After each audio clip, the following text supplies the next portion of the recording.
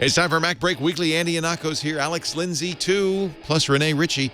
We'll analyze Apple's quarterly results. It's not time to panic.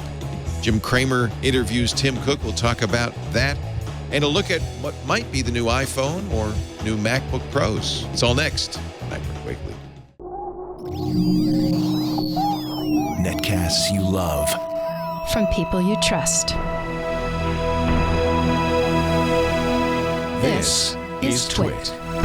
Bandwidth for MacBreak Weekly is provided by CacheFly at CACHEFLY.com. This is MacBreak Weekly, episode 505, recorded Tuesday, May 3rd, 2016, Shift S. MacBreak Weekly is brought to you by Wealthfront. Wealthfront is a low-cost automated investment service and the most sophisticated way to invest your money. Whether you've got millions or you're just starting out, visit wealthfront.com/MacBreak and sign up to get your free personalized investment portfolio. That's wealthfront.com/MacBreak. And by Squarespace. Squarespace is the simplest way to create a beautiful website or cover page for your portfolio, business, or online store. Enter the offer code MacBreak to get 10% off.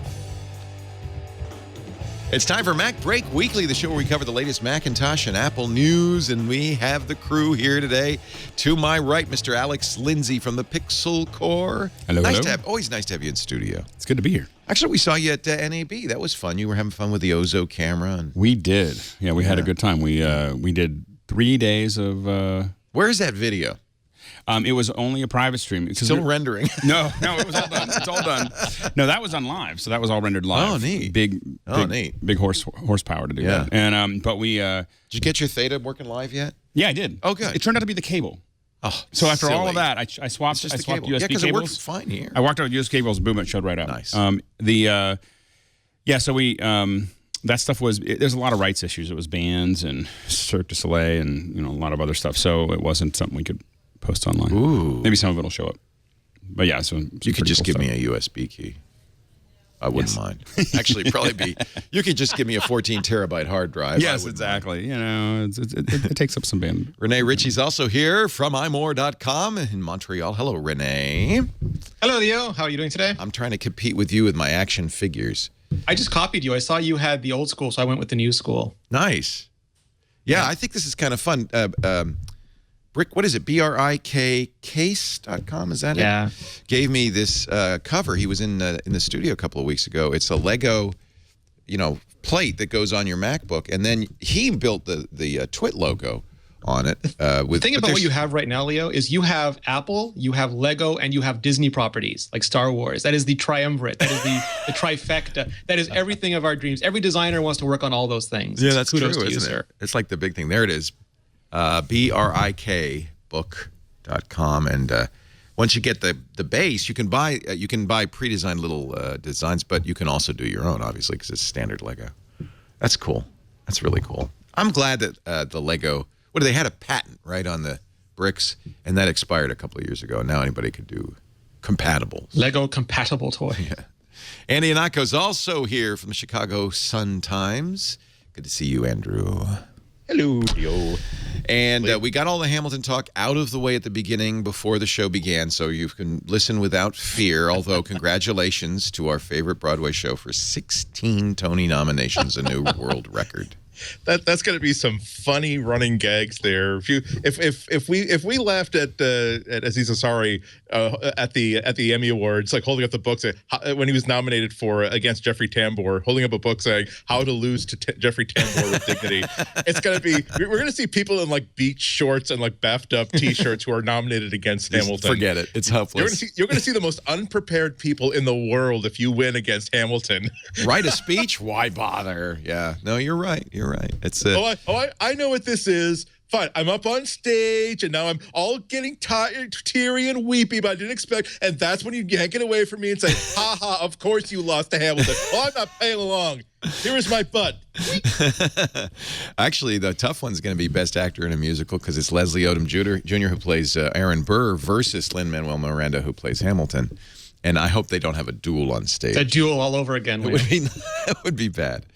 All right, let's talk, because just after the show last week, Rene Ritchie ran off early because Apple had its earnings call, and the earnings came out. And as we said, expectedly, Apple had warned us the quarter before. It wasn't a great quarter. In fact, the first time Apple did not have a record quarter in 13 years, and the stock market plummeted. 13 quarters. Quarters.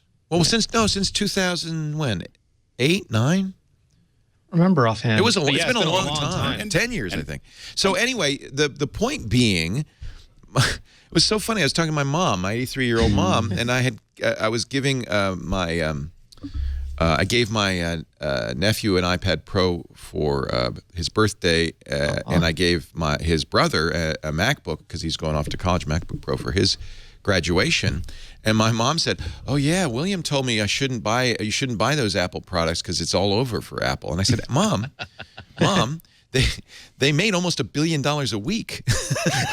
I mean, the thing is, when we say a bad quarter, anyone else's best quarter. I was gonna say, I was like, when we say a bad quarter for Apple was at a whole different level. I mean, it's kind of like, it is a bad game for Michael Jordan. I mean, it's basically, it would be the best quarter ever for 99.999% of every publicly traded company that's there, except for.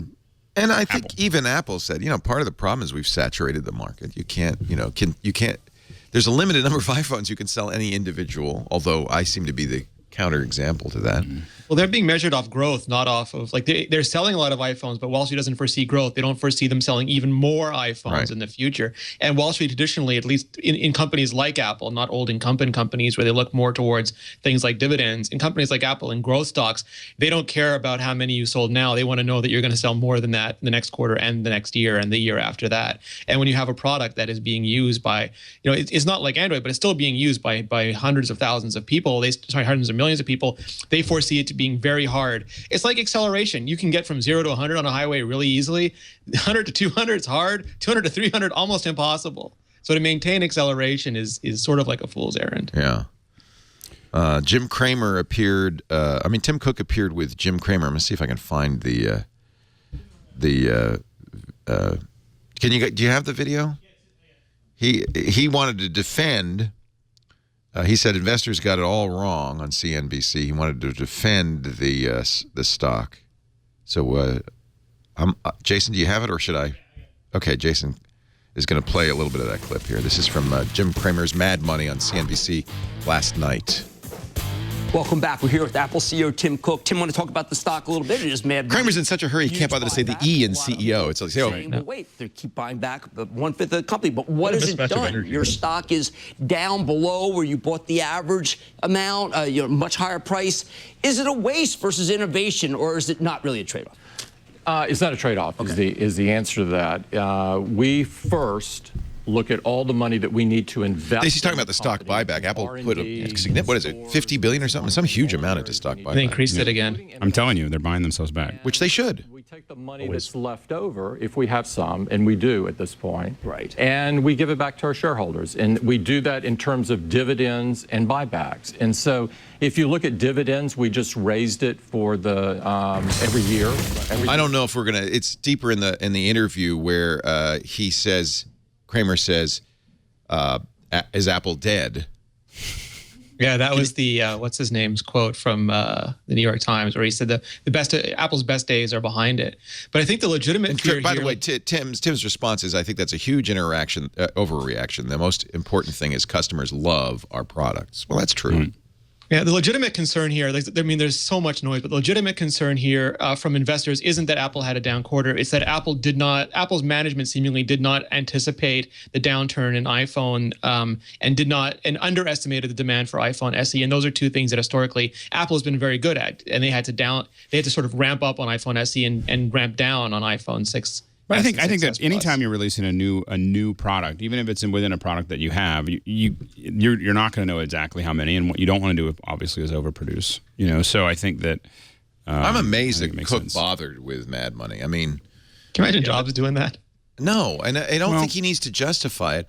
The problem is you have the most successful consumer electronics product of all time in the iPhone, and the market's punishing you for not having a sequel. Which they're working on. I think the timing hasn't lined up exactly the way that would be perfect. But Apple, fortunately, has a lot of layroom. They can go a long way and get this right. So when you look still making money, like I said, $10 billion in a quarter is not shabby. Enough to keep. It gives you some runway. Yeah, exactly. You're not going broke. They have a runway for a very, very long time. I mean, you look at Microsoft. Microsoft has had a lot of trouble for a decade, and they're still making money. But I think that Apple has a long time to work on this. I think that they do have big products in front of them. And I think that if you have something that can sell, I mean, almost every other cell phone company no other cell phone company can command that kind of margin. So everybody else is selling at a much lower margin than what Apple's doing, and I don't think that any of that is going to slow down. $50 billion revenue, 51 million iPhones, 10 million iPads, 4 million Macs. If you don't compare that to previous season sales, it's not bad. That's a decent amount. Mac was flat, iPhone and iPad down. To eliminate the last year's quarter, which was an anomaly because so many people rushed to get the larger screened iPhone, then it falls within a pretty steady line graph of growth. Okay, so it was a blip last year. It was a bad year-over-year compare. So because the iPhone 6 was such a phenomenal hit and there was so much anticipation built up for the bigger phone, when you do the year-to-year comparison, it looks bad. If you do the year-to-two-year comparison, it looks much better. The fear comes in when you start to compare to iPad and say, well, this is similar language that Apple used with the iPad, and we saw where that went. So in the back of their mind, everyone still has this sort of gambler's paradox with Apple where, they won this time, they're going to lose next time. Oh, they won again, they're going to lose even harder next time. Oh, they won a third time. Boy, when they lose, they're going to lose bad. And it doesn't matter that math just doesn't exist. That's the sort of emotional reaction that Wall Street has always had with them. Yeah, But that's it's always important to know that there are two different games being played here, and that both of them are very, very real. There's the games that we play, which is how is Apple going to do in the next 2, 3, 4, 5 years? Are they still going to be able to do exactly what they want to do? And the answer is, of course, yes. But then there's the investors game, which is how is holding on to Apple stock going to affect my ability to get the gains I want to get in the next 6 or 7 months? And sometimes that's based on what Apple is doing, but also sometimes it's based on game theory and understanding how other investors are going to react to this news. So, it's deeply. I'm just saying this. It's deeply partitioned how this news affects two groups of people. Well, and I think that the other thing that the only reason Apple really has to defend its stock is employees getting stock options and everything else. It does affect morale if that is all continues to slide. So I think that also becomes the only reason that they should spend any time caring about the stock market. But they lost Carl Icahn though. I mean, they did just get rid of Icahn. That could have been great. Icahn sold all his Apple shares. Hallelujah! I'm wondering if Apple has some party planned. Carl is gone. Icahn is, of course, the very famous kind of what do they call investors? Activists. Oh, man, really pain in the ass investors. Good effing riddance. Who was pushing and Icahn has always done this. He pushes companies to make money for stockholders, shareholders, as opposed to maybe the strategic right move for any company. And he really was needling Apple to the point where he wanted a seat on the board and so forth. And so it's good that he sold all his shares. It doesn't mean he won't buy back in. I think it's an interesting strategy to see if Apple can basically take it private again. His thing was China, though. That's why he pieced out. He was worried about China in the future. And rightly so. And even Tim Cook referred to economic headwinds in the quarterly call. They say the downturn is not because of necessarily because of falling demand, but because of economic headwinds. Here's the quote. We have the quote from CNBC. Tim Cook talking to Jim Cramer on Mad Money last night. That you're a thoughtful guy, likes literature, likes movies, likes TV, and you like an arc. Yeah, we don't talk about futures That's a question. As a company. As you say, we're fairly secretive. We don't talk about products that are in the roadmap. But I would tell you that we're incredibly excited about things we're working on. Okay. Incredibly excited. And so I don't want to be more specific than that. But I think that the other thing maybe that's worth pointing out is if you kind of look at all the things Apple has done over time, at the time they were done, they were rarely ever seen like they were in retrospect. Well, bust. You're talking about the bust of the phone, of the watch? I think the watch would be like that too. Because if you look at Kramer's iPod, wearing a watch. He also held up an iPhone wasn't viewed earlier. As a success, but today it's viewed as an overnight success. Right. The iPhone was the same way. People were writing about there's no physical keyboard. Obviously nobody would want it. And so I think that in a few years, They're showing the original iPod. And people would say, how could I have ever thought about not wearing this watch? Oh, I don't know. That's so interesting. Much for you. That would be an interesting and shift, then wouldn't it? It will all of a sudden You said, how could I ever not? I couldn't go back. The second letter that Icon sent you about doing it. By the way, that was in the mid-120s. All right, we don't have to keep showing this, but you can watch it. It's on CNBC's website.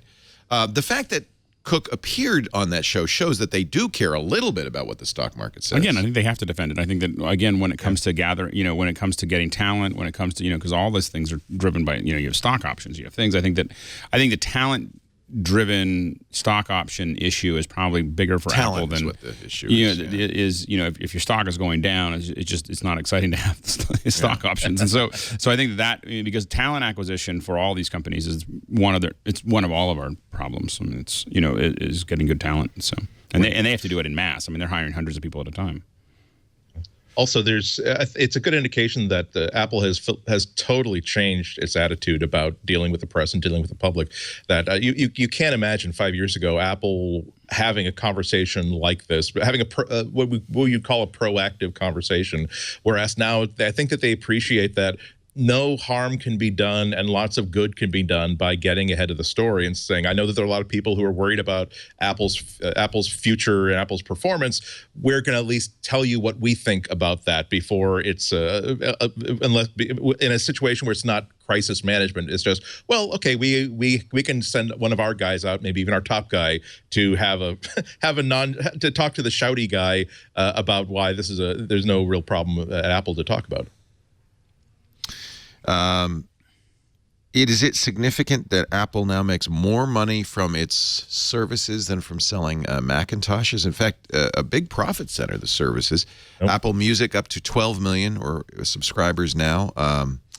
Revenue from the App Store increased 35% year over year. iCloud rose. Apple Pay is a success. 1 million new users a week.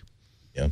They like the markup on phones, but oh my God, the markup on electrons. The markup on electrons is phenomenal. Well, it's also annuity, right? You buy a phone once, but you continue to pay every month for the services. Microsoft learned that, right? They decided they didn't want to sell Windows actually, a better example is Amazon, where they had a really good, productive, and profitable quarter, and it's mostly because of the app services that they're selling, not necessarily of their operations as a Kindle distributor or as an online store. It really does. It's nice to sell light bulbs. It's even better to sell the electricity that serves every light bulb. That way, you make money on the light bulbs you don't sell.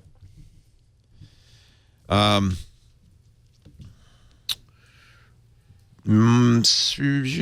else to say about the results? I think we can move on. I'm just trying to find any other bits and pieces. Apple Music's steady growth, probably a good sign. Apple Music, in fact, exactly what you would expect, frankly, because Apple Music is, as we've said many times, not particularly different from any other of the music services. I think the number one sell for Apple Music right now is the fact that you can just tell Siri that you want to hear a song and it appears, and that's it's worth on your $10 phone. a month. It's the Apple ecosystem. I'll be honest with you, it by works itself, best. $10 a month so that I can just say I want to listen to this song. I'm fine with that. Yeah. If that's one thing, that may be the differentiator that puts you over the top. You're going to pay $10 a month to somebody. Exactly. Why not? Because they're all the same. Comes on the phone. You've already got it. I think there's a lot of opportunities for them to expand that they're not taking advantage of right now. But I think that is the thing that. It's the same thing that Apple Maps does really well on Apple on the iPhone, because that's what everybody by default goes to. And I think that exactly. The connection, the watch is very useful for me because it connects to Slack. I mean, really for me, that's really all it needs to do. So those kinds of things. Yeah, it's a super powerful thing to have an app that is, if Apple Music is not thrilling, if it's not the app that will get you to switch from whatever service you're using right now to switch to Apple Music, it's very, very good. It's pre-installed. It's the one you're basically going to tap for starters. The first thing that it tells you is, we'll give you free music for a good amount of time if you tap this button, and it's good enough that people will not want to cancel or will not put a reminder on their calendar to cancel it after 30 or 60 days. As bad as it's been from time to time with me, it's never been so bad that I would uninstall it in a fit of rage, even if I had the ability to uninstall Apple Music. Whereas there's a music app called Vox. Yeah, a music app called Vox that I installed to try it out a few months ago. I hate reinstalled it. I hate deinstalled it after it said, "Are you really interrupting my work to tell me to listen to music right now? I'm in the middle of something, and you're putting up a pop-up saying, hey, just one song." Like, no, how about just one removal, please? So yeah, that's the power of something pre-installed. What more would you do, Alex? You said there's things you would do to make Apple Music better. Would you improve Beats or launch some additional stations? It feels like that's they're missing that boat. Yeah, so I think that what no one's taken advantage of is allowing tastemakers to make money. Curate, through curation? Well, allow them to curate. So for instance, and it could be a very small percentage, but let's say if I build a playlist and I put it up on Apple Music, and a lot of people subscribe to that playlist, I should, if I was able to make a little bit of money on that, and it's not me that would make a lot of money on that. It's DJs that already work at, it's DJs that, it would be the death of radio like that, because all these DJs. Thank you.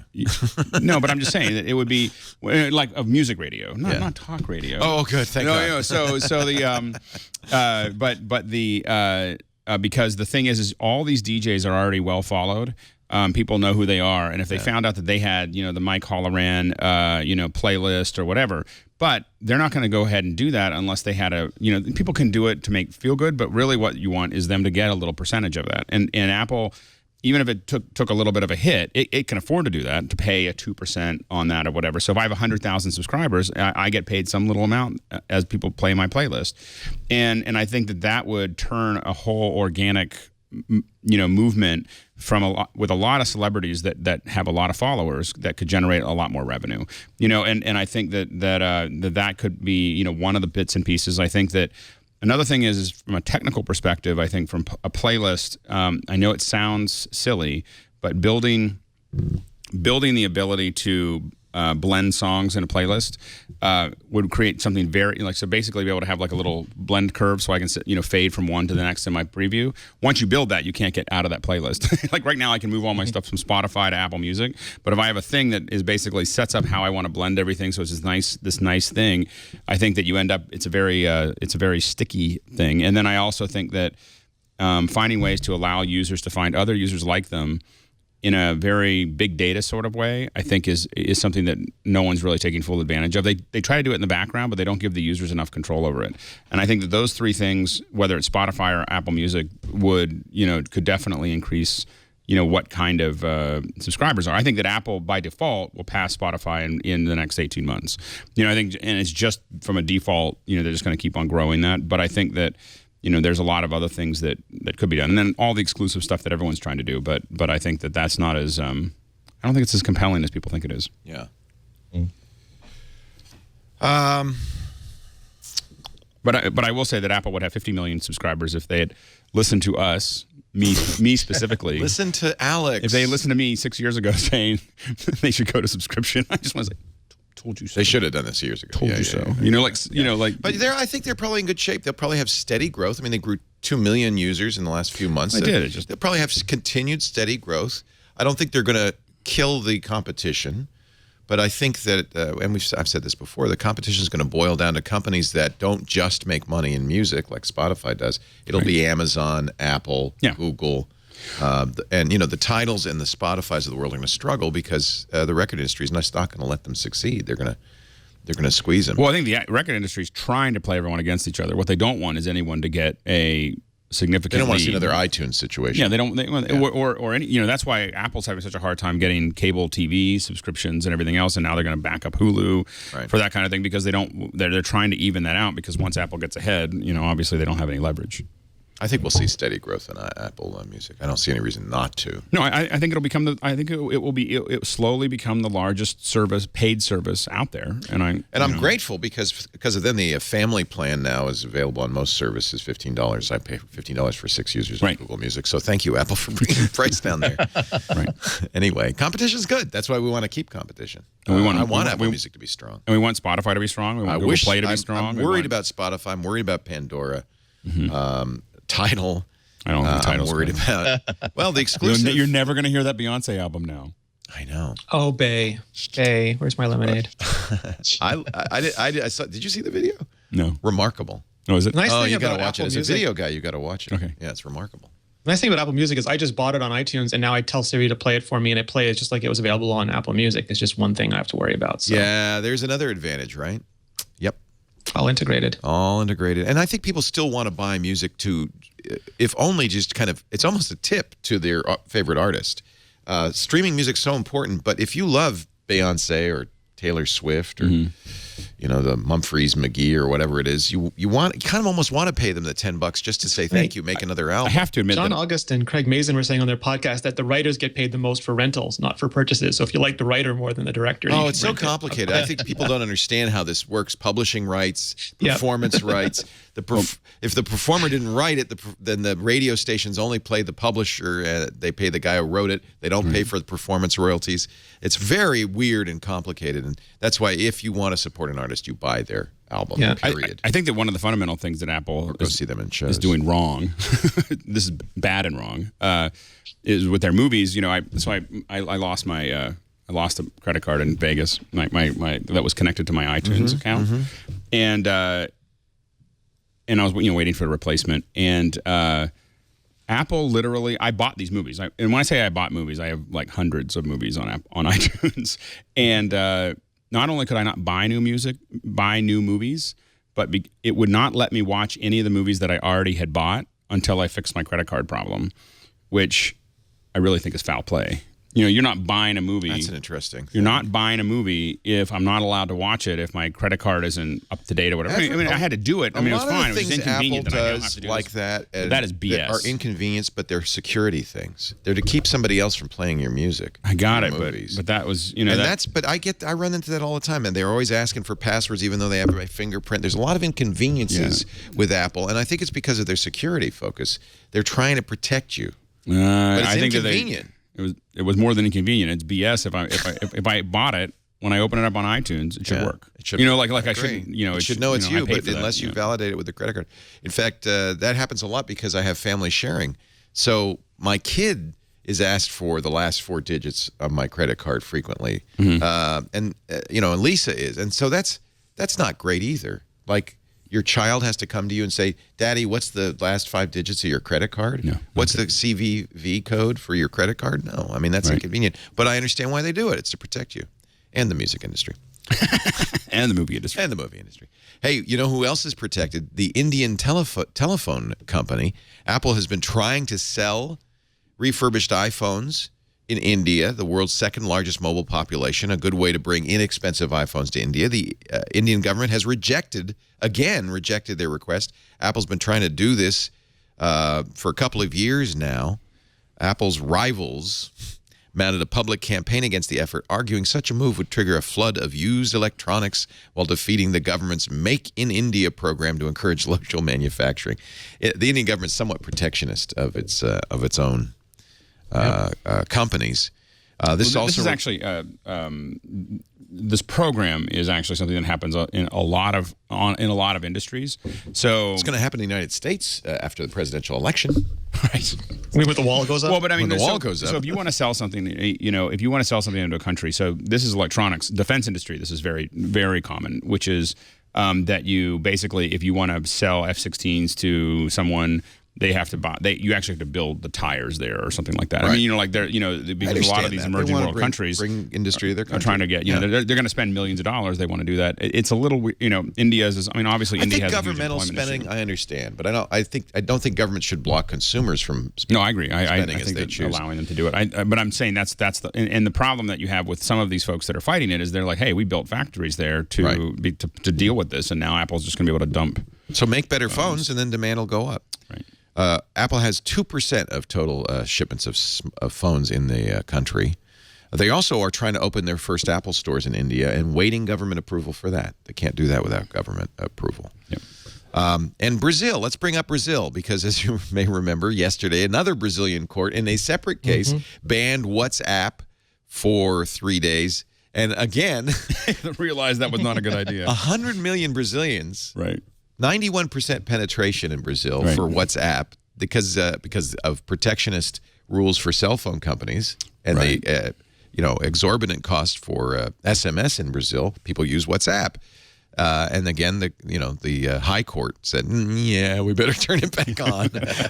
That was a mistake. Facebook and Telegram are going, come on, turn it off again. Turn it off again. It's really good for us. The reason, by the way, is because of the end-to-end encryption. And WhatsApp says, Facebook says, you know what? You can ask for it all you want. We cannot tell you what those messages say. They're encrypted. We don't have the key. Yeah, and that's the future. Jan Koum, the founder, in a Facebook post yesterday said, we have no intention of compromising the security of our billion users around the world. Thank you, WhatsApp, for fighting for it. And this is one where consumers won, right? They said, hey, wait, I need my WhatsApp. It was going to last 3 days. $140,000 penalty for any carrier who allowed WhatsApp to work, but within hours they turned it back on. Let's take a break. We got lots more to talk about, including rumors of a new MacBook. You know how I know there's going to be a new MacBook? I just bought one. Yep. Thanks, Leo. Yeah, there you go. Not MacBook. Thanks, Rene, too. Not MacBook, Thanks, but MacBook Leo. Pro. Not the MacBook, because that's new, but the MacBook Pro. Of course there's a new one. I knew there'd be a new one. I knew it. I knew it. We knew you knew it, Leo. We still say thank you. We've been saying it. But Will needed one. He's going to college. He needed one.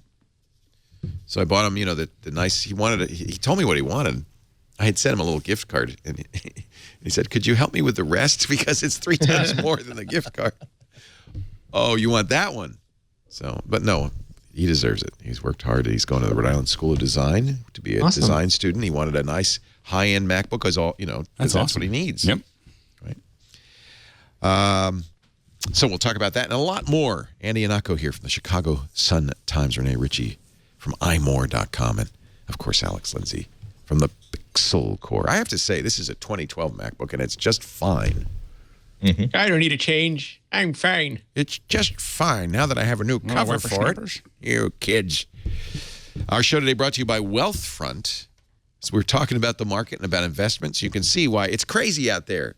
If you're basing your long-term investment strategy on Jim Cramer's Mad Money, you might want to think about that a little bit. Long-term investing. Now, I'm not talking day trading. If you want to day trade, go right ahead. Be my guest.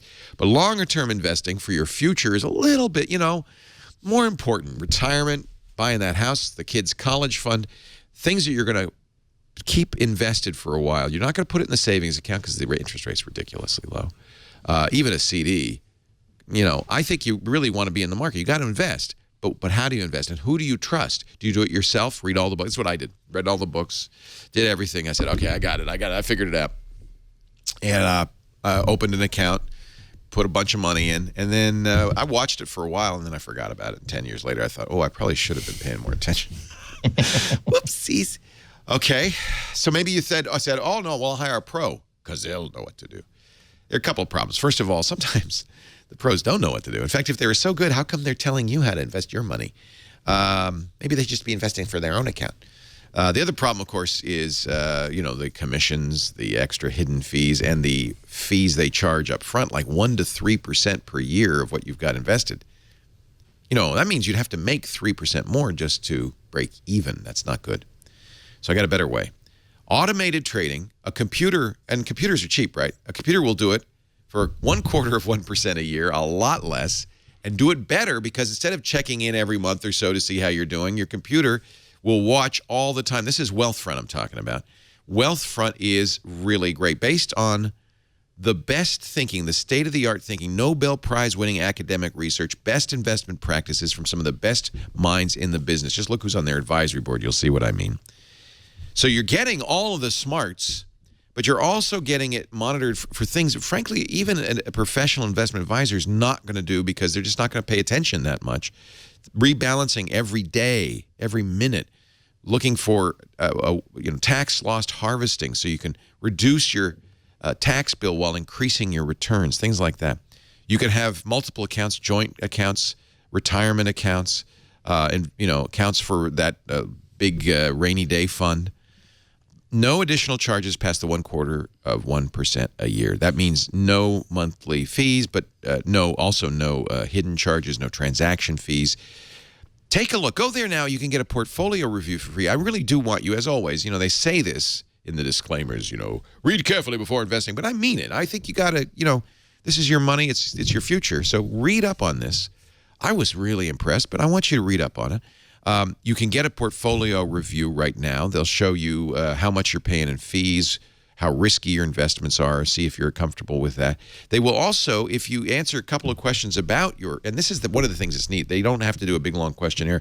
They have really figured out what to focus on, ask you a couple of questions about your risk aversion, your goals, your time frame, and then they will generate a portfolio for you, which you can have, that's free, and you can see how it works.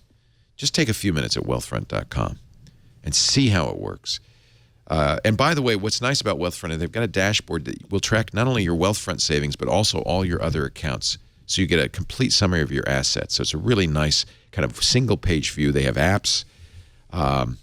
We've heard from so many people now who've used Wealthfront and are thrilled. The minimum investment, once you've read up, the minimum investment is $500. So you can just taste it, for a little bit. And by the way, if you go to wealthfront.com/MacBreak, your first $15,000 will be fee-free, not 0.25%, but 0 forever. Forever.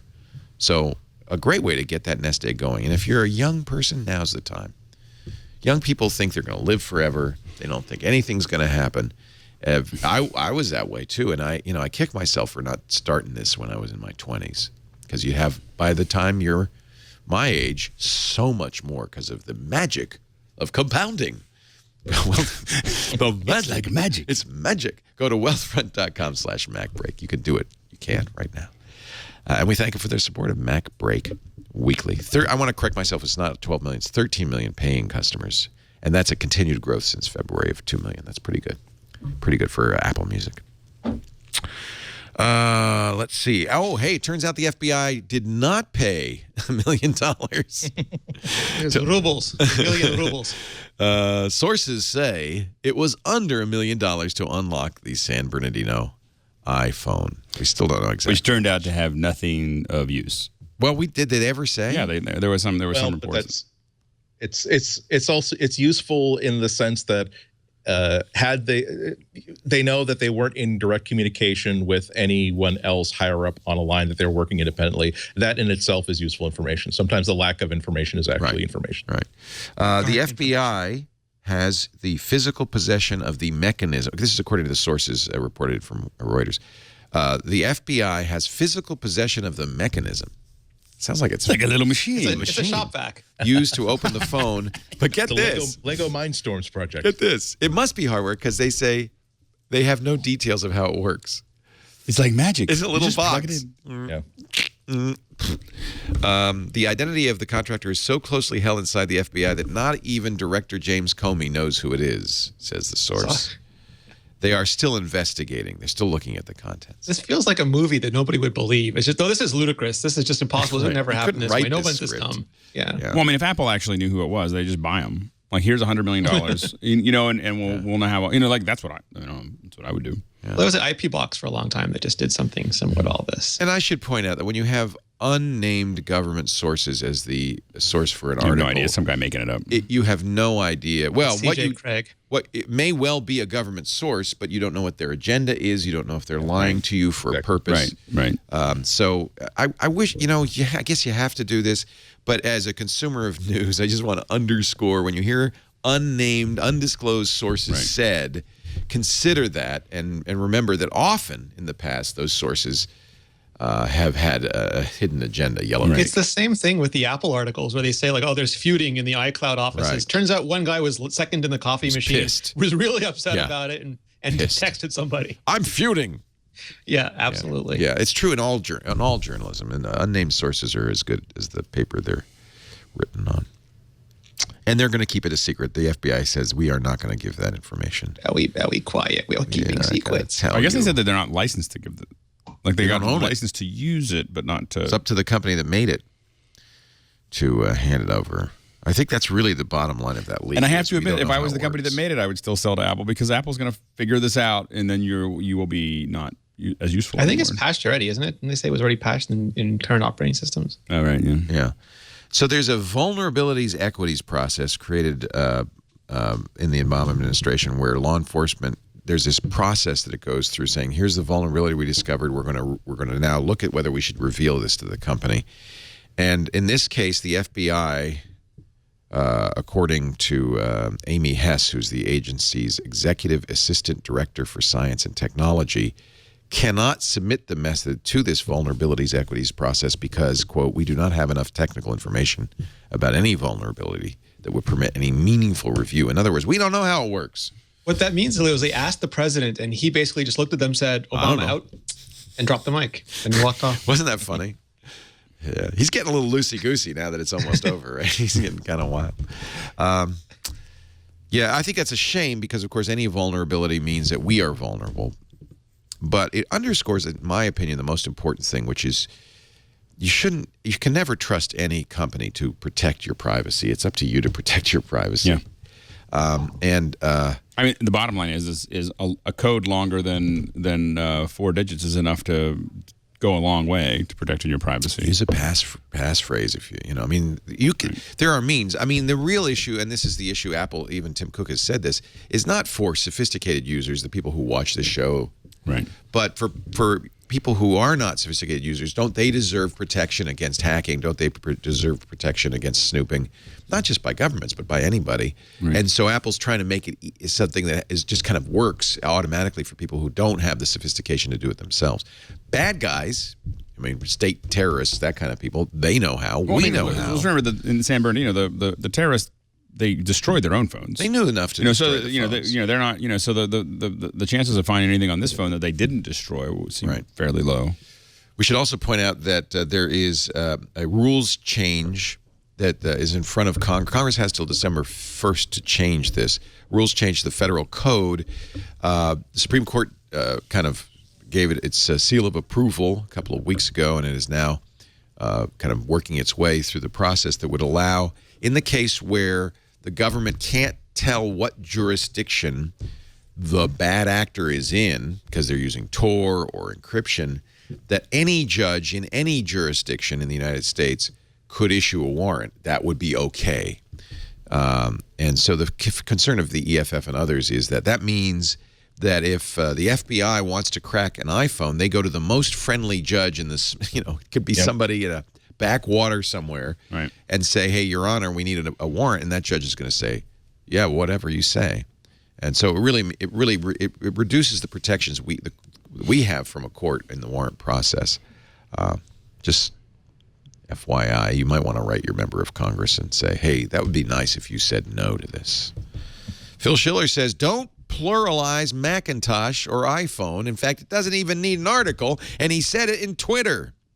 Leo, can we stop for a second? So what happened with this is Michael Gartenberg, who used to work for Phil Schiller, decided to pull Phil's leg on Twitter by, just making a comment about iPhones or iPads Pro in sort of, because he's a big fan of the West Wing as well, and there's that whole sketch about it. Right. And then Schiller decided to have some fun back with Gartenberg, because that's what you do. If someone serves you a softball, you hit it back to them as hard as you possibly can. And then this being Twitter, it's sort of quasi-private conversation, is in the public. It isn't a private conversation. No, he is the director not, of marketing at Apple, and I think this is, in fact, Apple's point of view. Is it's not Macintosh's, it's Macintosh. But if you look at any press release or any comment he makes in an event, they pluralize them all the time. It's just they say, marketing. As Phil said, you say 2 Macintosh computers or 2 iPad Pro devices. You don't have to say iPad They Pros. don't. They never say that. That's in their partner marketing collateral. They don't want developers to pluralize It's words. a marketing thing, exactly. Yeah. Yeah, they don't expect the press not to do it. I hope. Yeah. You've never gotten a memo, have you? Not from Apple, but I don't know. I think we all got that really detailed email from Adobe saying, I noticed that you used the word photoshopped to refer to a generic term for editing a photo. Here's the guidelines for how you should be using the word Photoshop. IMAX is the worst about that. Anytime you use IMAX and it's not referencing their brand, they have a team of people sick on That's you. different. That's protecting a trademark. Kleenex should have done it. Xerox should have done it. I understand that. That's different from saying, well, I'll give you an example. This was something that's always been an issue in journalism, is do you use weird typography, the company's own typography? CNET, remember CNET was all lowercase with a bar between the C and the net. Do you have, Or ASUS is all caps. Yeah, that's trademark stuff, do you use that when you're reporting on them? And no, I would do capital ASUS. And like NVIDIA is all looks caps. so weird. You know, like it's all those things. Like Right. the all cap thing is. Now, if you're going to use twit in a sentence, you better damn well lowercase the I. Well, remember they did iPhone with an I-phone for a long time in BizPubs, which was always very weird to me because there's just no dash anywhere. E-mail, I-phone. Anyway, it would be proper, says Phil Schiller, in this jokey Twitter, to say I have 3 Macintosh.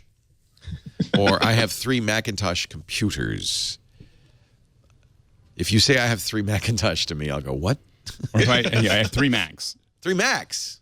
Yeah, I'm sure Apple doesn't want you to call them Macs either, but that's fine. The first tweet is funny though because he's like one would say like it's done in a very One need never pluralize Apple product names. Example: Mr. Evans used 2 iPad Pro devices. That's very Strunk and White. Yes. Yeah, it's okay to do that. He's joking. You could tell he's joshing there, but there's a certain modicum of, truth in that. He's joking, kind. I mean, but again, that's trademark or ease. Yep. It's not something we have to use in our regular speech. I think it's a great. And actually, there was a great article in The Verge. Jacob Kastronakis writing about Apple grammar in general, and everyone seems to agree Apple's grammar is weird. And so you see it in the press releases where Apple does in fact adhere to their no articles. So everyone who wants a smaller phone is going to love iPhone SE, or iPad Pro is a new generation of iPad. Yeah, they don't like the. They've always hated in both hate speech articles. and in PR not to put a the. I think that's a a Steve though. That's a Steveism, isn't it? Yeah. It's Macintosh. Macintosh. And that's fine. If you're a company, you should be able to do that. But it's a funny article. And remember, think different is ungrammatical.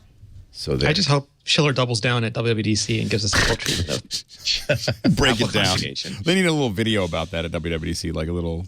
I hope he goes full Trump and just calls us all idiots. You're an idiot. You're stupid. We've got great iPhones. We've got the best iPhones. They're the best. You've never seen Ask iPhones like anybody. Fantastic. Windows is over. It's they're losing market share. They're going to be done in 2 or 3 years. Ask anybody. People on Twitter ask me about Windows. I don't know what they're talking about. I don't know what it is. The iPhone sock was not a failure. I still use an iPhone sock. It's a iPod great, sock every If day. you don't great use iPhones, product. I don't People want keep telling me they love the iPod sock. By the way, this is from, according to our chat room, from Microsoft's trademark guidelines. Microsoft trademarks should never be used in the possessive or plural form. So there. That's why lawyers have good cars. Now, in this new MacBook, are they? So here's an interesting question. The MacBook did not redesign it. They just opened it up, put a different processor in, and closed it back up. Are they going to do the same with the MacBook Pro? Are they going to just go to Skylake, or are they going to fancy these things up a little bit? The only thing I could see possibly is seeing a USB-C, conversion. Man, I should have brought it in today. Thunderbolt 3. I'll show it next week, the Akitio Thunderbolt 3 thing, and I put 2 Samsung Evo SSDs in it, and I cannot wait to use that with a Thunderbolt 3 port, which is not my MacBook port, unfortunately. But I am going to get a device which shall remain nameless. Important question, Leo, is will there be a rose gold MacBook Pro? I mean, that's all anyone really cares about. Oh, of course there will. But you'll never know because we've got a Lego cover. Yeah. So sad. That's supposed to hide the fact that I'm even using a Mac. This could be this is generic, any computer. But you should get a cover. Any good functional computer that's lasted since 2012. Right. But I will say that you should get a cover. I use these spec covers. We actually Spec is great. These are standard And issue. look how beat up that is. But this is. But you snap it off and now it's perfect. But right? like, see. This man. See these corners? Yeah. This is why you have a case. Right. Because those would have been. I have to get a new one, but that would have been a dented corner on your Mac. Yeah, that would have been dented and stick stuff to it. It'll be the thinnest and lightest MacBook we've ever made, right? It'll be Skylake. Slightly faster processors, better GPU. I mean, that's all. I still would like to see. Okay, so Thunderbolt. You're right. Thunderbolt 3. Yep. USB-C. USB-C. Oh, they won't do that. It's the same endpoint. I mean, like the Thunderbolt 3 and USB-C are interconnect compatible, so you can have the same port. I still think theoretically do both. I hope they don't do that though. Well, you could have multiple versions of those that Ethernet each back. take USB-C and Thunderbolt 3. I should go They're get. multi-purpose. Keep talking. I'm going to go get something. I told Andy that Ethernet didn't matter, and I think of Andy almost every day now. Because he was right. Yeah, I reorganized my office. I have this beautiful like library card catalog case like from the Boston Public Library, and I had to create a whole new drawer just labeled dongles now. So I have a dongle drawer. I have a little bag when I travel, like it's a little makeup bag, those little mesh bags that is just one whole bag full of dongles to connect. But you want to see something hysterically funny? Hang on, I got it right here. This is where I'm not trying to make a nasty comment. This is a double dongle solution. I had to go because I had to hook up my after coming back from the wedding. This was like one of my cameras, and so I had to figure out how to get the FireWire connected. And the only way to connect it, again, thanks to my dongle drawer, I needed dongle A to turn the original FireWire into the new FireWire, and then dongle B to turn the new FireWire into Thunderbolt. This is not an ideal solution for anything. It worked, of course. It worked fine. And I appreciate that this is a really, really old-fashioned connector, but it's like now it's like it's dongles all the way down. And when you I'm going to hook up Ethernet to my phone now, and now that I can do that, and that's like this weird dongle to dongle, and I've been thinking about like getting a shrink wrap to just like tie them all together so that's just like one dongle, that will never come apart. I'm finding that like gaffer's tape is now an essential part of my hardware setup because I need to tape the thing I need to the other thing I need and make sure they never ever take one without the other. Shrink wrap. That's all. How about one heat word. shrink? That's what I meant. Like I meant heat shrink. Yeah, not shrink wrap. Heat shrink. So the one that I'm doing for my phone awesome stuff. Oh, I have rolls and rolls of different sizes. You never know. So it's like rubber, but then you heat it. And it goes. Yeah, so it's like shrinky dinks. So when you want to either seal something or you want to put a little thing, either label something or seal something. Oftentimes you're sealing connectors with it. You got your little heat gun, and you put it on there. So this is the Kitio that I bought. But I have a smaller one. It's too big, but it's pretty on the. Unfortunately, I don't have it here at home. So Thunderbolt 3. You put 2 drives in there, and I put SSDs for best speed. And if you RAID 0, then RAID them, then you get the full throughput of the Thunderbolt 3, 40 gigabits. So scary.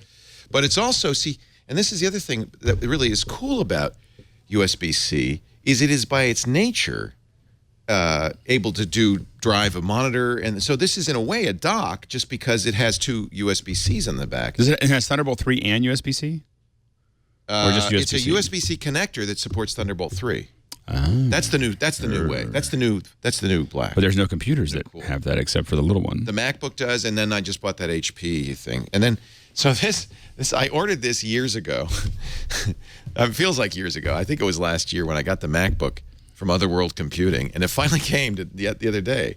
And it's like, this is for the 2015 MacBook, just in the nick of time. Right. Yeah. However, I think because of USB-C, it's going to be generic enough. This is a dock, right?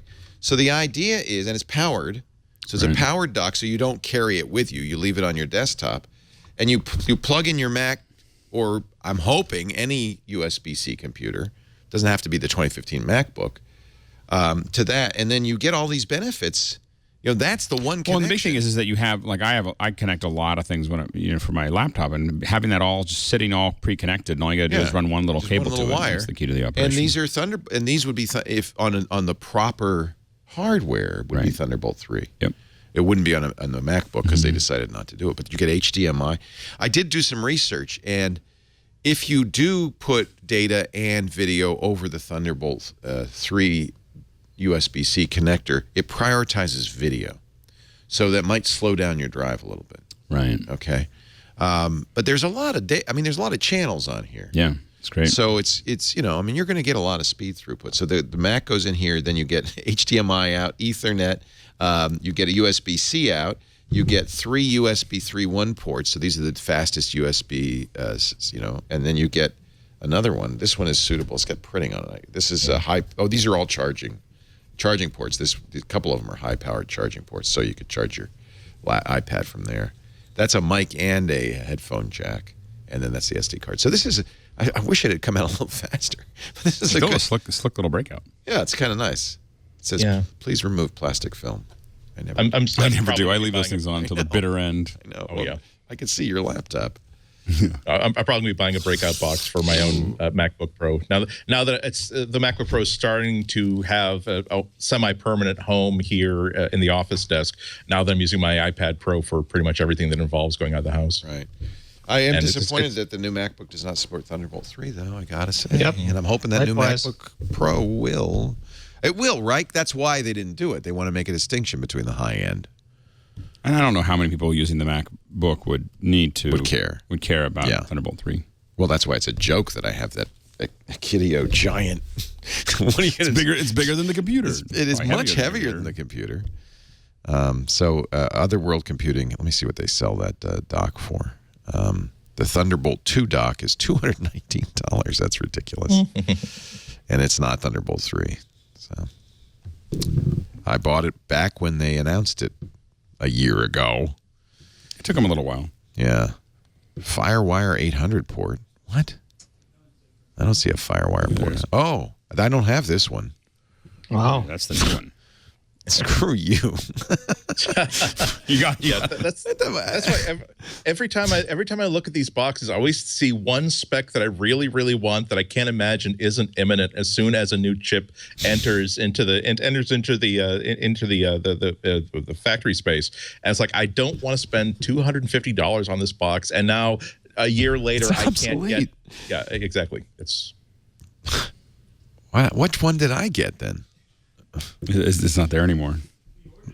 I ordered a long time ago. Was there a label in there that said Saka? We finally made it, but we're not going to sell it anymore. Is this it? No. It comes with a cable. That's the other thing. Nowadays, you got to... Oh, this one's $249. It's even more expensive. Okay, enough. Once again, Leo bought something that's now obsolete. That's what you do for your listenership, Leo. I do it for you. I do it for you, my friends. You want to watch the video of the new campus? Every month, we get another great video of the... So Apple puts up the anti-drones. Like they haven't, I think they actually, they're liking this. Wait a minute, this one's somebody else. This is Matthew Roberts. Competing drone footage. There's competing drone. Now they will Dueling bring out drones. Now they will bring out the drone guns.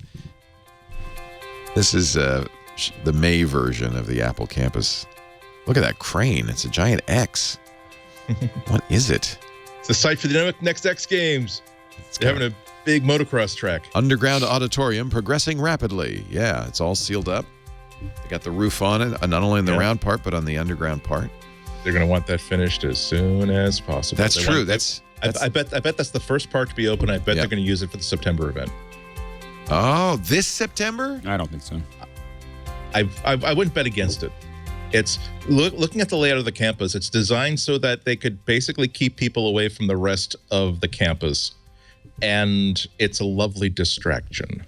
Look at all these tunnels, because this is partly the underground parking garage, but I think there's also probably an underground railroad for Tim Cook. No, it's a Mario Kart. It's a Mario Kart track. It looks pretty cool. Seems like you could... I hope that Tim Cook called George Lucas and said, "I know you're making fun films for yourself. Please make another. We know that you filmed THX 1138 in the uncompleted BART tunnels. We're gonna give you our tunnels for 3 weeks to film whatever you want." That's a great idea. Either that or they're building a competitor to the Large Hadron Collider. Well, I think of a lot of it as not feeling like you have any cars around. When I was at, when we worked at the ranch, all the parking was underground. Yeah, and there was only a handful of cars, and they were all hidden behind trees. Feels very rural. So you went either under the THX building or under the tech building. Looks like there's another tunnel in the center of the circle. There is. Yeah, so it might connect with that. The circle is the entryway, and then you go down to the auditorium. But I have a feeling you're exactly right that there's also a tunnel to the executive suite. No, I'm sure there is. So that Tim Cook doesn't have to go through, public scrutiny. I bet they're horizontal bat poles, so that he actually changes into the open collared shirt and the slacks. I think they should build the first working Hyperloop, and he could just shoot him with pneumatic tubes. And I bet you can drive a car from the outside to the theater, into the theater, onto the stage. Oh yeah, guarantee you. Yeah. Disney's executive parking lot. I don't know why they would need to do that, but I bet you that was part of the spec. There's a big door that opens up and a car can drive in. Right in. You would do that in a Look big at the theater. glass. Oh, they're really getting there. And, of course, this is the pyramid that they'll bury Tim Cook in after he passes. 7 large cranes. Mountain of dirt. Still as tall as the main building, but I'm sure it'll go down. Or will it? It looks like the pyramid at Saqqara. Parking structures nearing completion. Look at this. Wow, wait a minute. Look at all of those solar panels. I wonder if they're going to be able to power the whole building from it. I could tell you, that's a lot of capacity they got there. If they were going to do it on the other side, too, I'm sure. Bridges and ramps connecting the garages. Solar panels over the whole garage. Look at that. And I'm sure there'll be more on the other side, right? Yeah. The best that $12 billion can buy. When you got money, you don't have to buy electricity. Frame to be lifted into place on roof. One big-ass air conditioning unit. Yeah. I wonder if they're actually going to, when this whole thing is fully armed and operational, are they going to actually do like an extended video tour? They must. Yeah. The making of. Yeah. Yeah, I wonder if the whole roof is solar panels. Yeah, it looks like it, huh? And way better than that Trump airplane tour video. I haven't seen that yet. It's so uncomfortable. Mr. Trump has gold in all of his faucets. Oh, Lord. More progress made on exterior of spaceship. I love the curved glass. There's no frame. Yeah. It just goes. This was the last Apple headquarters not built in orbit. Right. There you go. Matthew Roberts now taking over the drone. Nice job, Matthew. Good looking really 4K nice footage. That's on YouTube. I think Renee's right. I think the next Apple campus is going to be built 100 kilometers above the Earth's surface for tax reasons. This is, you want your taxes? Come get them. That was shot, by the way, on a DJI Phantom 3 Professional. Nice. Yeah. These guys have to be in the position where they're saying we can't possibly stop drones without shotguns. So we may as well pretend that we're okay with people taking these videos. You can stop. There's a lot of ways to stop drones. Yeah. EMP. Really? Oh yeah. Well, no, they have. There's tools to take them right out of the air. Just saying. Like literally push a button and they're gone. I mean, they'll just take. They have some that'll drop them nicely where they'll just land. But there's other ones that'll just literally the drone will just stop. It's a good PR for Apple to see this. It'd be bad PR for Apple to be killing shooting down drones. Yeah. And it looks good. We're all excited and we're watching it. Right. Yeah. Facebook Messenger testing Snapchat-style disappearing messages on iOS. Have you seen that yet? I will try to. It was gone. But someone screenshotted it, so we're okay. Yeah. Screenshots reveal the potential version of Facebook Messenger on iOS where users can set a time limit for their messages to remain visible. I think that's a good idea. I've been using Messenger as my day-to-day SMS application. Yeah, and I like it. I think depending on who we're talking to, I feel like I'm torn between all these different, Messenger, we need to pick Hangout, one. No, we need one. SMS, that's right. We need Telegram, Slack. I think those are my 5. They're on my front page, and I just decide which one we're gonna, depending on who I'm talking to. Yeah.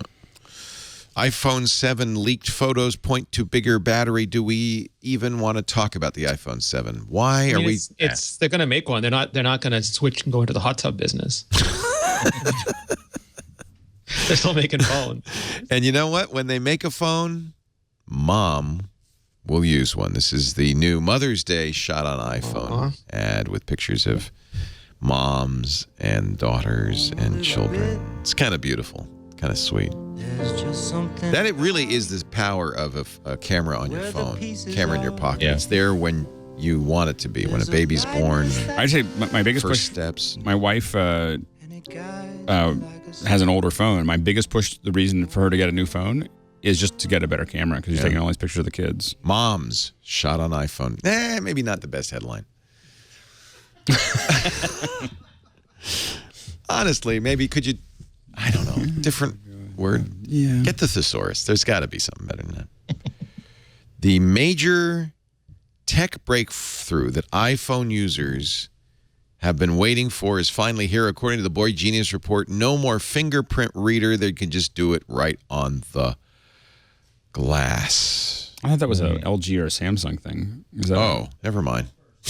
It is. It's an LG, but Apple outsources all of that stuff, right? They could buy it from LG. It's the first underglass fingerprint sensor module.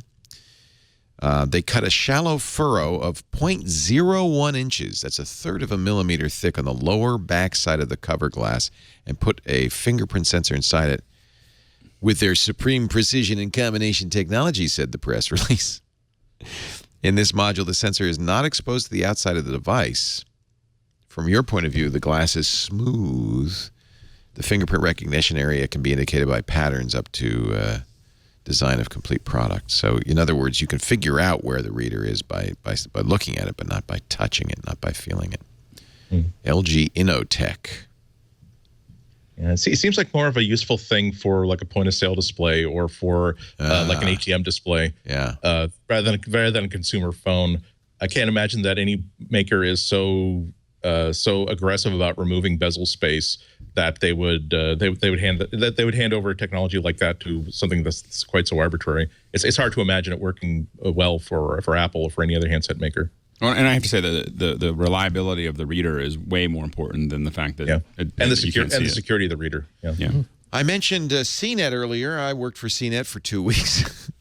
Was their third employee after Halsey Minor and Shelby Bonney. Shelby Bonney has moved on to other things. He's now a venture capitalist and a banker at Allen and Company, and he lost his iPad at the Fort Lauderdale Hollywood International Airport. He just got off a red-eye, a little groggy, and he thought he'd never see it again. But, hey, when you lose an iDevice, what do? You turn on Find My iPhone.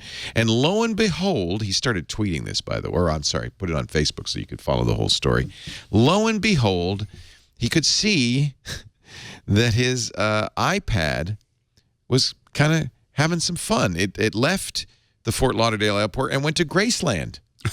Stayed at the Heartbreak Hotel in Memphis, Tennessee, and then moved on to the Links at Riverside, a golf course.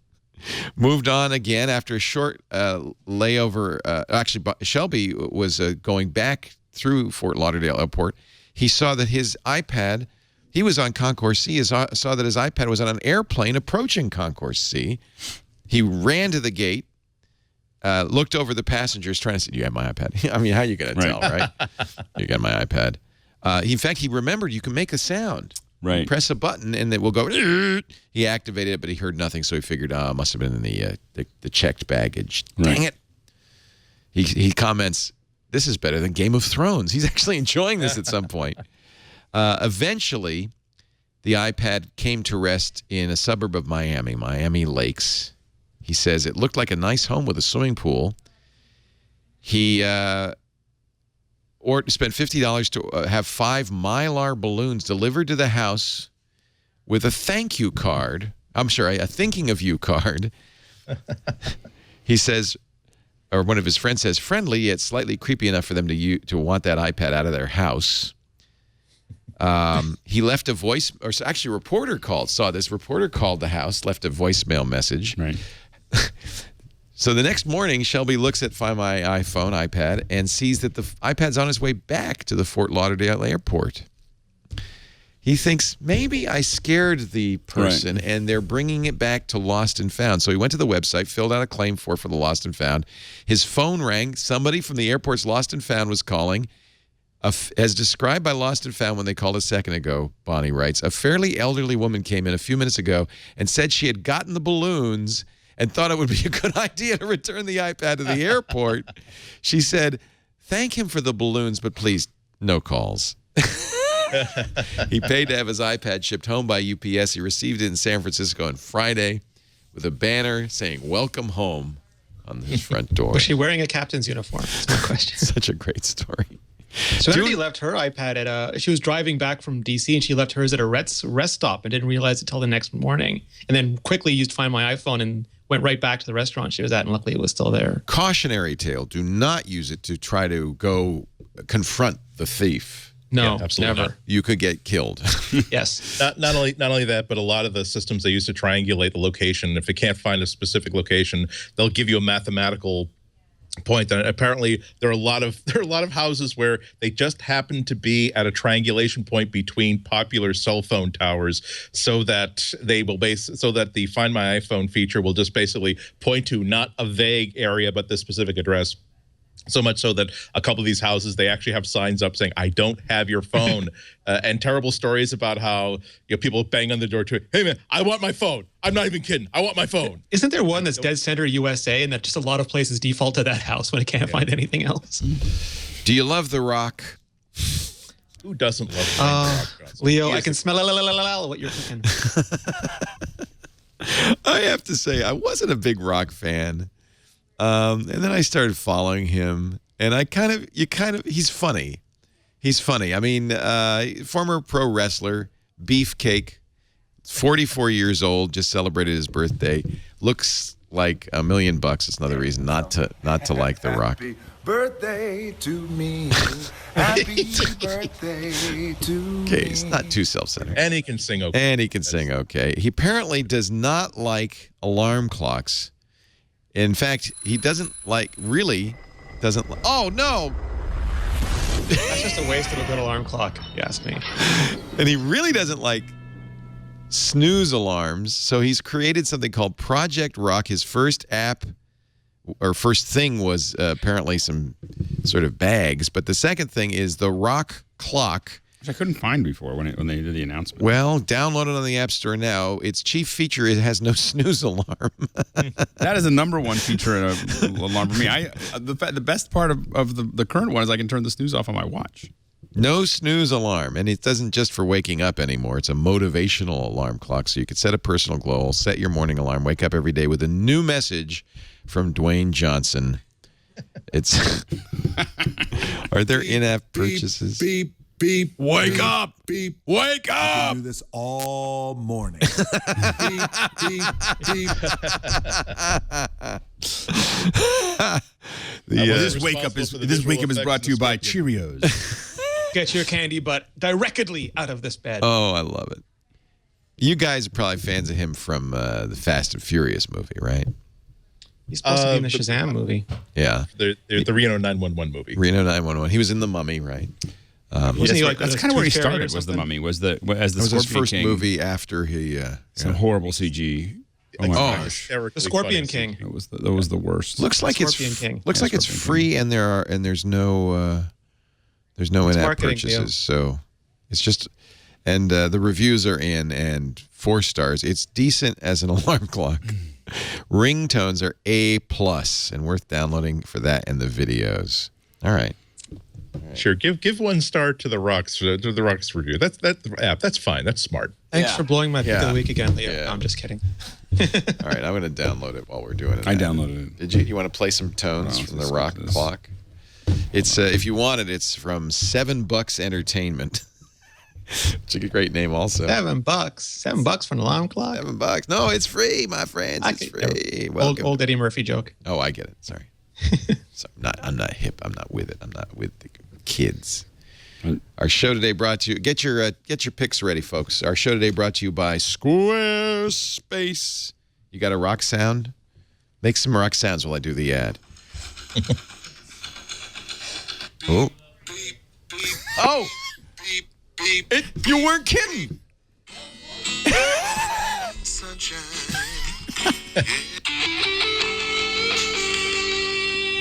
Hold on. I like that. Entrance music. Oh, I'm getting this for sure. This is a manly clock.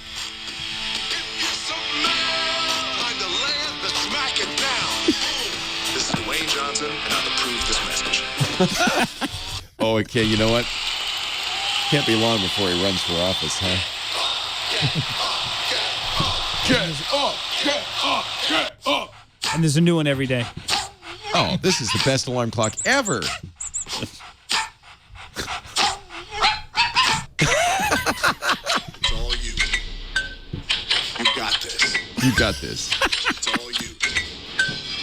You got this. You know what? I'm inspired. I don't use an alarm clock, but I'm gonna sit. Oh. Let's Wow. roll. Can this phone app give me a spot? Okay, that's pretty funny. That's good. And there's a new one every day? Sounds like, Jason, it sounds like them. you've actually downloaded this and bought it and using it. Is it your No, alarm? I was just doing thorough research on the story before I put it in the doc. It is hard to find. Apple, you got to fix your search, man. This sucks. Yeah, totally. I'm searching for the rock clock. I can't find it.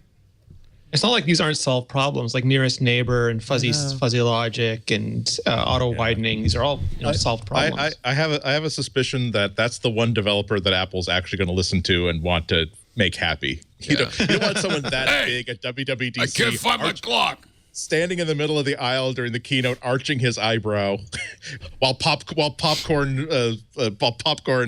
pyrotechnics go behind him, and all those laser lights are going. This is pretty good. I think apps with attitudes. I like it. I like it. Yeah.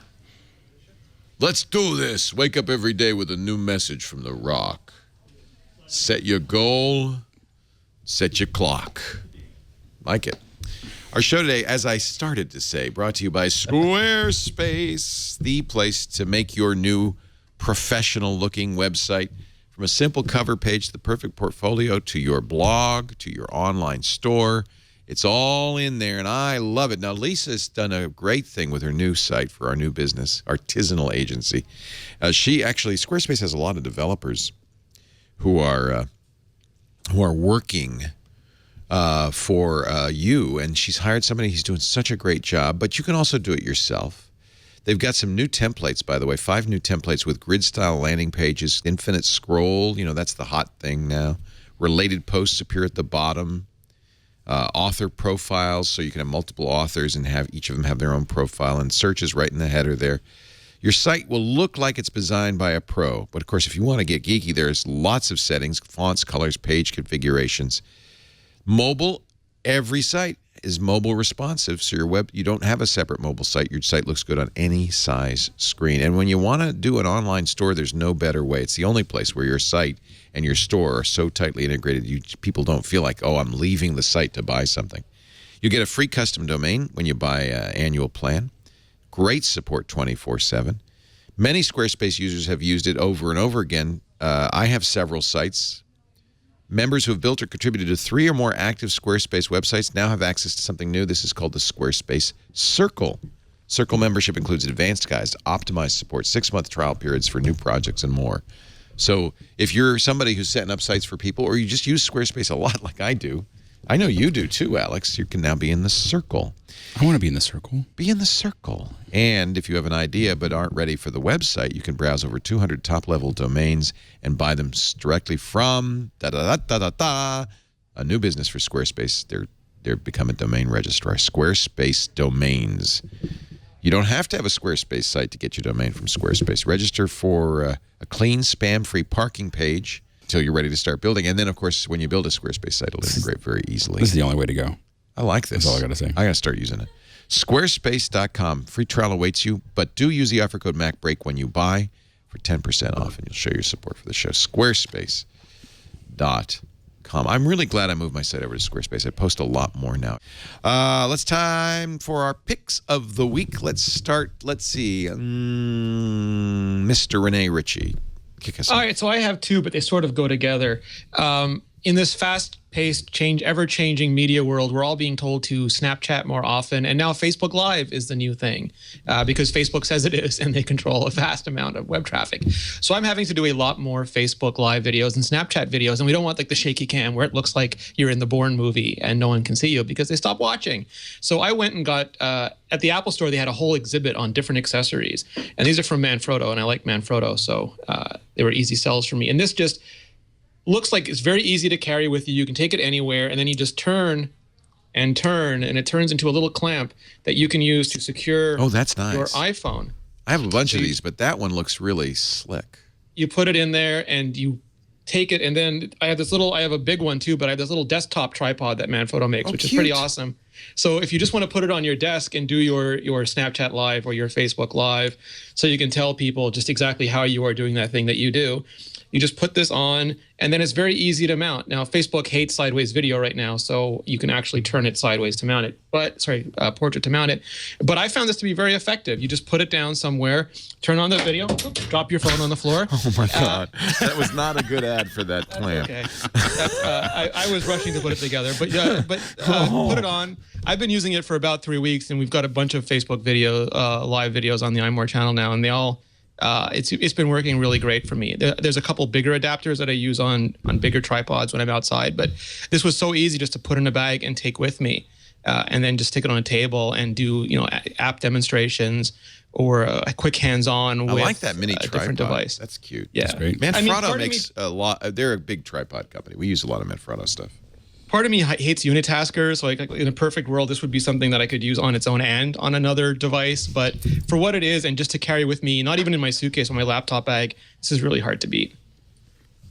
And it looks like one of those Mars Invades monsters. Because I could also use the tripod for the Theta. I need a good Theta tripod. It depends if you're going to stream or not. So it actually is the Theta mounting the Theta. Tripod because the streaming. Yeah, I'm working on that. Goes in the hole. I don't have an answer for that yet, but I'm working on it. Blocks the hole. It does. It's a pain in the butt. It's working on that. What do you got, Alex Lindsay? So I have one that I recommended a long time ago, but I want to re-recommend it because I was just using it recently, which is 123D Catch. Oh yeah, that was fun. And it was just like I was using it over the last weekend. I was I was at Gettysburg doing some stuff, and I was taking some pictures of things, and it's just such a cool little application, and it's come a long way. I hadn't used it for a while, and basically what you can do is you can take a bunch of photos of an object from different angles, and actually it'll build a 3D model for you. And overall, I would definitely search. The App Store for Autodesk, especially for iPhones, because they are doing some revolutionary things with their iOS development is a pretty slick thing. So basically, you don't have to know anything about 3D. You can just sit there and take up these pictures, and it's going to build a 3D model for you. And this does. I haven't tried it, but it does. It should integrate with. You can see someone taking a bunch of pictures and. I can't believe that'll actually work, but he's got a 3D model his kid, and then he doesn't have to. He could just rent them out, and he can print them. You can print one. Yeah. But you can see how these models, you can, and when you think about developing content for education or a lot of other things. Now, I will say that it works. The older version used to work with locations better than the newer version does. There was an old geeky version that was on the PC that worked a little bit better, and I think that they still have that, but. It's come, a lot of the tools now for general purpose. Here you can see it in, there's the 3D. So you can actually print that is a cardboard version of his, Yep. So all of these things are. Look, child, I've printed you. So, but this is the ecosystem that Autodesk's building. There's a printed version from the photos, and I just think that I have absolutely zero relationship with. I mean, not bad relationship, but zero relationship with Autodesk. Other than I just really think that what they're doing here has been watching from the outside has been really pretty revolutionary. What they're doing on the iOS, and so I just wanted to give them props because I was just thinking about it while I was using it over the weekend. So that's my pick. It's an incredible app to have on your phone, especially if you're traveling. Like once you realize you have this on your phone, and you'll be in a museum or something, and you'll see something cool, right? And you'll think, well, what the hell? I may as well see if I can get a 3D capture of it, and you'll be shocked at how good that capture is. And then maybe you will never do anything with this model, or maybe this will help you show off that cool thing that you saw to someone else, or maybe you can actually just send the file off to be 3D printed somewhere. I was using even an earlier version of this to duplicate. I'm now sort of obsessed with art heists and stealing sculptures where I can. I'm serious. I'll be in a place where, let's see, it's not butted against the wall. I can get above it and below it and all around it. I think I'm going to steal a 3D model of this Frederick Ihnatko's 11. Exactly. and you just feel like it, and it's such a wonderful thing when you get this thing home and you have this thing you can now play with, and it's a free app. The entire library of Autodesk apps, even if you're not really thrilled about this 3D capture thing, they have this wonderful suite of this 3D creation tools that is the simplest darn tools for creating objects, that they reduce it to just maybe really just theoretically like a screwdriver, a pair of pliers, a saw, and a clamp. And everything, that's not the 4 tools, but instead of giving you 100 different tools, it's like, here is something for pounding something into something else, here's something for cutting something away from something else, here's something for sticking 2 things together, and here's a lathe. Basically, and they all everything integrate, though, which is and that's the thing is you learn how to use these 4 tools, and you can build anything. Yeah. This guy who's making a complete operational and functional BB-8 droid. He's on xrobots.co.uk. Amazing engineer, and every single piece he's doing as a 3D print, and every single piece he's designing in this free Autodesk app. It's amazing. For some reason now you have me inspired that I'm going to start just building a little printed museum of things that I stole from the world. Yeah, exactly. Like that would steal them. You walk into my office. I'm telling you, Andy, I'm going to start working on this. Where you just find something interesting, I'll just take photos and print it. Any more than taking a picture is stealing. Yeah, it's I like to, well, sometimes it feels like a heist because they don't want you to do that. Well, not that they don't want to. It's just that you have to, like, how can I do this in such a way that it's very, very clear I'm not doing something that's disruptive to any of the other museum visitors, or something that's going to be destructive to the art piece. There's unfortunately, I stole this wonderful piece of art from the Metropolitan Museum of Art, Gallery 700. Fortunately, like a month before they banned selfie sticks, because it's a really, really tall figure, and I needed the selfie stick to get like the taller angles of it. And so basically, I'm basically there like an altar boy holding like a candle on the stick, like walking around like every 10 degrees, taking pictures from all these different angles. You do the squat like the guy in the video, just like squatting every picture. Exactly. No, exactly. And the only thing I didn't do was, I thought, if I just get a poker chip, a white poker chip, and use the gaffer tape to make like a checkerboard pattern on it, I wonder if I can just put it on not the base of the statue itself, but the base of the modern plinth it's on top of. Will they freak out? Because if you have that registration point, all these 3D catch things go together all that much better. And yeah, so it often does feel like I'm conducting a heist, because I'm trying to get away with something that security may or may not approve of my doing, even if it's not destructive. And Ihnatko, your pick of the week. My pick is this. It's from 12 South, the guys who, the designers who do this wonderfully designed iOS and Mac accessories. And it's called the Time Porter, and I want to say that it's a travel case for your Apple Watch, but it's actually multiple solutions at once. Because why do I have the watch on the outside? Well, because it actually lets you take your charger and actually coil it up inside the box like this.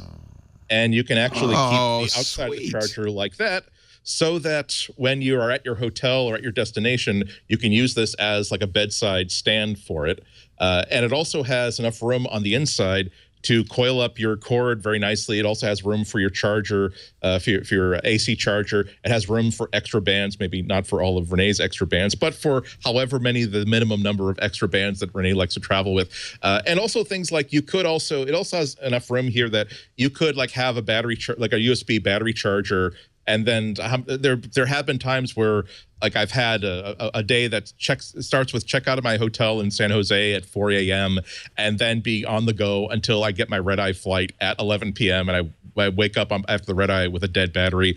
And so this way I could actually just stuff this in my bag and have this plugged into a battery charger, and it will be ready to go when I take it out of my bag. I've always had a problem with, how do I transport this if I'm not necessarily going to be wearing it? And for the wedding that I went to in DC, this was my solution to it, which was to just like wrap the cord around itself, wrap it around the watch, and then tie it all together so that it doesn't all come apart. And I didn't have this for that trip, so this has not been road tested by me yet, but it's really nicely put together. If you want to make it, you don't want to have this sticking out, it also has a little plug here so you can make it completely self-contained. It has a nice cord keeper inside. It's not that expensive. It's $50, which is they could charge a lot more than that. That's actually a very good price. It's nicely made. It's sort of like a leatherette sort of things wrapped around what feels like a metal case, or if it's not a metal case, then it's a very, very hard composite case. And it feels like something that you can toss into your bag. It'll protect your watch, it'll protect your gear, and it'll stand up to abuse. But it's typical for what I expect from 12 South products. It's easy to say, well, we'll build a box that's built big enough to hold an Apple Watch and a bunch of bands, and they would go to the next step and say, well, if we're going to have a box that's good, if we're going to imply that this is the great thing to travel with your Apple Watch with, what things would come in handy for someone who's traveling with an Apple Watch? And this really is a great solution in all ways. There's no chance that I will not be traveling with this the next time I have to go somewhere with my Apple Watch. 12south spelled out.com. That's really sweet. Thank you, Andy. So great. My pick started with an Anil Dash tweet after Prince passed away. His favorite floppy disk of all time. This is a floppy disk that was sent in 1993 by Warner Music to all the music publishing, Rolling Stone, the music press, because Prince in 1993 decided that he didn't want to be called Prince. He didn't even want to be called the artist formerly known as Prince, although that was something that many journals resorted to. He wanted to be known as this glyph, the love symbol. Which was a great logo, by the way. Awesome logo. He had guitars and everything. But the problem was, how do you write about Prince? No one has this glyph in their typeface. So Warner Music sent a floppy disk to everybody with a font with one symbol in it, the Prince font. And by the way, Anil Dash has this floppy, which is an awesome thing. Should have been purple. It's yellow. I don't know why that is, but... Sure, it's the color of the disc they bought. Yeah, right. They didn't think it that far out. You couldn't buy purple. So here's the beauty. That font is still out there. The Daily Dot found it. And you can download it from the Daily Dot. They've put it on Dropbox. I have it right here. This is Prince Plain. And if you install it, you can have the font, the glyph, in your collection anytime you need to show the. And by the way, scales beautifully. Oh, God. And if you've got like a laser cutter or a 3D printer, now you can just make one the size for the roof of your car. Yeah. or better yet, the roof of another employee's car that either you like or don't particularly like, and who has left the car for the day. Now, I'm on a mission because, of course, if you use this font in Twitter or in a message and the other person doesn't have it, they won't be able to see it. So I'm on a mission to get everybody to install the Prince font now so that I can send you messages. It should be a sticker. You just have a Prince sticker all chat apps. Otherwise, you get a square thing. It should be an emoji. I love it. A Bitmoji. Anyway, if you Google Daily Dot and Prince font, you can find the article. And I don't know how long that Dropbox link will. You know what I should probably do is put this somewhere we can store it. For the good of humanity. For the good of humanity. I could put it on CacheFly because they're really good about giving us bandwidth, and I can then millions could download it. It's still a good download. They put it on a Dropbox. Yeah, but in Dropbox normally has limits, but maybe they paid for like unlimited. Yeah, you got it. So I guess you could still download it. You know what? I'll give Daily Dot the traffic. They found it.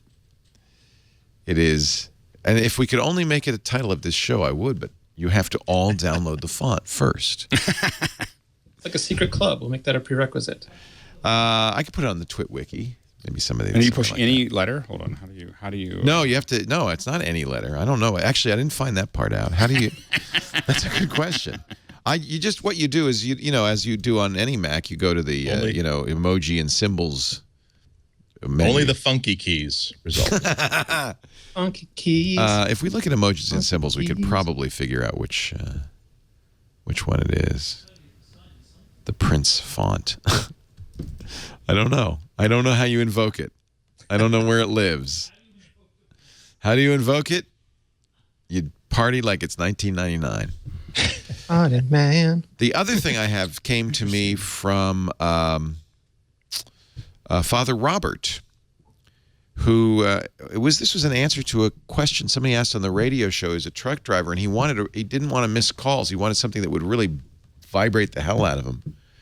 And but he didn't want to wear a watch. So if you don't want to wear an Apple Watch, but you do want to be notified, here's a $30 doohickey that buzzes like crazy when you get a notification. It's called the Ditto. You put the Ditto app on your phone, and you can say who you want to hear from. You could even have discrete, buzzes for different people. 5.3.1 or whatever. Texts, emails, calls. It will also notify you if you leave your phone behind because it pairs via Bluetooth. So it's kind of like one of those, reminder tracker things. Silent alarm. You could. Comes with a little wristband. You could wear it on your wrist. Although I don't do it. I keep it just clipped in my pocket. It's a really small little thing. And when somebody calls you, no one can hear it, but it buzzes like crazy. Put it in your underwear, so that way no one will hear it. I can think of. Well, never mind. No cables, a lot no of uses buttons. for that. And here's the best part. It's not a rechargeable. It has one of those little coin batteries in it, and it goes for a long time, they say. From simplematters.com, it's the Ditto, and it's on Amazon and everywhere, and there's got the Ditto app on iOS and Android. It's a silly little thing, but for some people who don't want a more elaborate, expensive way to get notifications. Yeah. Like if you could set it so if my mom calls, that's the only one that'll vibrate it. Like it's the emergency button. Something like that. Also, I love these remote things because it allows you to put them in places where you may have been missing tones elsewhere. Right. Like if you have a watch, it's easy to get things on your wrist. If you don't have a watch, I had something that's sort of similar to that, and for something that was super critical, I was going to be going for a walk like all day long, so I actually had one like on the back of my head, where it was just absolutely impossible not to feel this bzzz at the back of your head. Whereas a buzzing in your pocket, you've almost programmed yourself to kind of ignore it because it's probably just Hulu app informing you that there's another episode of the Bob Newhart show. Do you have phantom buzzes? I have phantom buzzes. I have phantom buzzes all the time. I have phantom buzzes in my pocket all the time where I feel a buzz and I'm like, wait, there's no phone there. Okay, now I'm going to buzz myself because you can do that on the app, and I don't think you're going to hear it. By the way, it's waterproof, so you can swim with it. So you could put it in your bathing suit or whatever. You can't hear it, but it's buzzing me right now. You can't tell. Could someone do like a modern version of that old electronic football game where it's just like bzzz, like the players just vibrating on this metal sheet? Yeah. You just put one of these at the bottom of like every little action figure. Is that Umatic? What was it called? It was. That was a long time ago. Yeah, just vibrated the players down the field. Oh, right. I remember that. You get it. Something Omatic. I can't remember the name of it. Scam-O-Matic? I can't believe that it would work. You can feel it, right? Yeah. It's a pretty good buzz, and then you could have different custom vibrations and stuff. It's just, it's not something everybody wants, but it's a little thing. It'd be good for shows when you're dealing with someone and give it to them, like... Cut. If you feel a buzz, stop talking. Yeah. Time to go. Yeah. Okay. Okay. There is according to Wikipedia, there is something called phantom vibration syndrome, or PVS. It's being pushed by a blue player. There it is. That's it. I don't think so. I don't know if it is. I had one of those. Saints player. What's it called? I don't think I had one. I think one of my friends had one. Player is down to the 15-yard It's so dopey. It's fun. It's so dopey. Back in the days before microprocessors and LCDs, that's what we thought was fun. That's the best that we could do. Yeah. Does it say on that video what the name of that thing is? It's got to have a name. Disappointment. I think it's called Disappointment, Leo.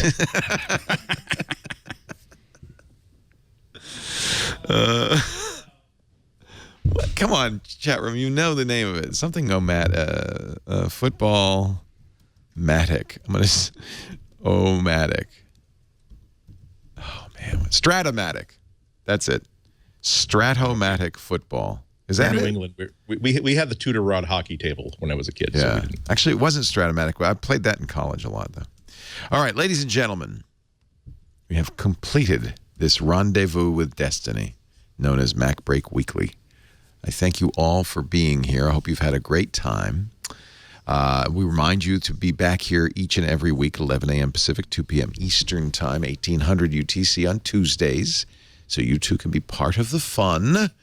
And also you can download on-demand audio and video of all the shows after the fact on twit.tv, in this case, twit.tv/MBW, or your favorite podcatcher, or one of the Twit apps on every platform. Rene Ritchie, thank you for being here. imore.com. And, of course, many a podcast there at imore.com. Anything you want to plug, something big and debug? We just got a new person on the staff at iMore, Micah Sargent, formerly of Newsy. He does a bunch of podcasts on Relay FM. He's super awesome, and he's going to help us, be a little bit younger and hipper and use all those new services that we don't know so much about. I'm going the other way. I'm looking for more old people. That's right, Leo. Join me. Great. Good. That'll be fun. IMORE, imore.com. It is the place, man. You guys just kicking it out of the park here. So much.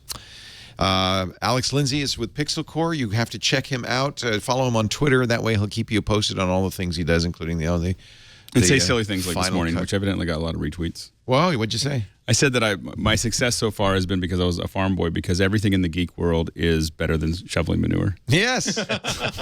So you're grateful. It was in some conversation that came up and someone thought it was funny, so I not necessarily different from, but still better than. By the way, capital S. Thank you to Stephen Kimbrough. Capital S. Yep. If you Shift S, if you have the Prince plain font. I just want to say that. See, we talk about the watch. So when we're sitting there talking, Stephen Kimbrough slacked me. He's in the company. He slacked me. Capital S. It's capital S. I looked down on my watch. I was like, there you go. There you go. So, capital S. That's why the watch is a great thing. Anyway, And thank you, Andy Ihnatko, Chicago Sun-Times, my inspiration as a photographer, as a writer, as a sideburn grower. Oh, that's so lovely. And let's give credit where credit is due for you. That's such a great business model. You're going after an audience with retirement income, not after an audience with student loan debt. Exactly. This will work much better for you. Yes. Exactly. Thank you all for being here. We'll see you next time. Now get back to work, because you know what? Break time is over.